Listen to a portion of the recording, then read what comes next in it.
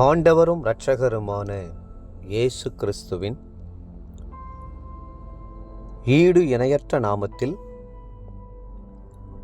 அன்றன்றுள்ளப்பம் வாசகர்களுக்கு எங்கள் அன்பின் வாழ்த்துக்கள்.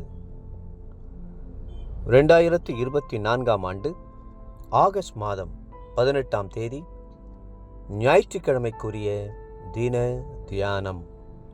இன்றைய தலைப்பு அதிசயங்களை பார்க்கும்படி திறந்தார். 119ஆம் சங்கீதம் 18ஆம் வசனம் சொல்கிறது, உமது வேதத்திலுள்ள அதிசயங்களை நான் பார்க்கும்படிக்கு என் கண்களை திறந்தருளும். குருடனாயிருந்த பர்திமேயு, தாவீதின் குமாரனே, எனக்கு இரங்கும் என்று கதறினான். அவனுடைய நோக்கம் தன் கண்கள் திறக்கப்பட்டு இயேசுவை பார்க்க வேண்டும் என்பதும் அவருக்கு பின் செல்ல வேண்டும் என்பதுமாகவே இருந்தது. கர்த்தர் உங்களுடைய கண்களை திறப்பதற்கு முன்பாக உங்கள் உள்ளத்தின் ஆழத்துள்ள நோக்கங்களை பார்க்கிறார். ஆகவே, ஆண்டவரே, நான் உம்மை பார்க்கும்படி என் கண்களை திறந்தருளும் என்று கேளுங்கள். பல வகையான கண்கள் உண்டு. உலகத்தாருக்கு பொல்லாத வன்கண்கள் இருக்கக்கூடும். பொறாமையின் கண்கள் இருக்கக்கூடும். குடி போதையினால் சிவந்து போயிருக்கிற கண்களும் உண்டு. சுட்டரித்து விடுவது போல பார்க்கும் கோப கனலுள்ள கண்களும் உண்டு. ஆனால் கிறிஸ்துவை காண்கிற ஒளி மிகுந்த கண்களே நமக்கு தேவை. பிரகாசமான மனக்கண்கள் தேவை. சொப்பனங்களையும் தரிசனங்களையும் காண்கிற விசுவாச கண்கள் தேவை. தாவீது ராஜா இன்னொரு விசேஷமான கண்களுக்காய் ஜெபித்தார். அது வேதத்தின் அதிசயங்களை காணக்கூடிய கண்கள். 119ஆம் சங்கீதம் 18ஆம் வசனம். சாதாரணமாய் மேலோட்டமாய் வேதத்தை வாசித்துவிட்டு செல்லுகிறவர்கள் அதனுடைய மறைபொருட்களை அறிந்து கொள்ள முடியாது. அவர்கள் வாசிப்பதெல்லாம் நுனிப்புல் மேய்வது போலத்தான் இருக்கும். வேத வெளிப்பாடுகள், வேதத்தின் மறைபொருட்களை ஆராய வேண்டுமென்றால் கண்களை திறந்து வேத வசனங்களை தியானித்து ஆழங்களுக்குள் செல்ல வேண்டும்.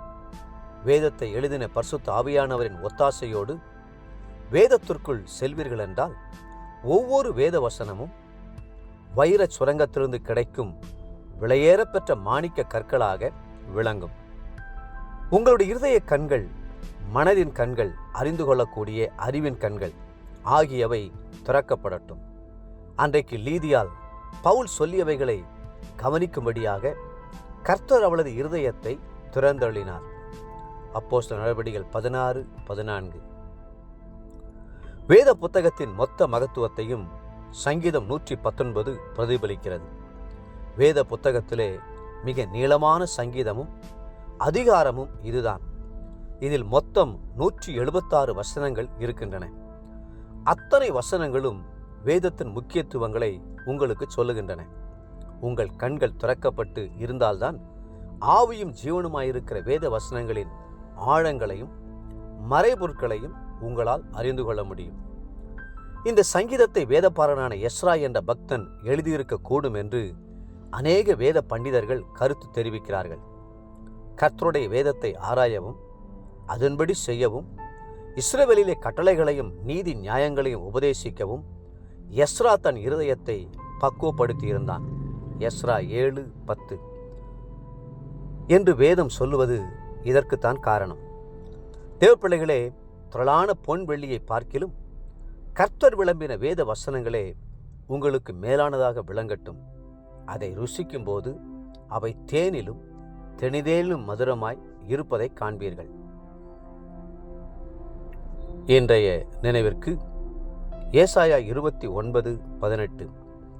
அக்காலத்திலே செவிடர் புஸ்தகத்தின் வசனங்களை கேட்பார்கள். குருடரின் கண்கள் இருளுக்கும் அந்தகாரத்துக்கும் நீங்களாகி பார்வையடையும். இன்றைய வேத வாசிப்பு காலை சங்கீதம் 100, 101 மற்றும் 102ஆம் சங்கீதங்கள். மாலை 1 கொரிந்தியர் 1ஆம் அதிகாரம். அன்புக்குரிய அன்றன்றுள்ளப்பம் வாசகர்களே, மீண்டும் உங்களை வாழ்த்துகிறோம். வேதத்தை ஆராயும்படியான கண்களை கர்த்தரிடத்தில் கேளுங்கள்.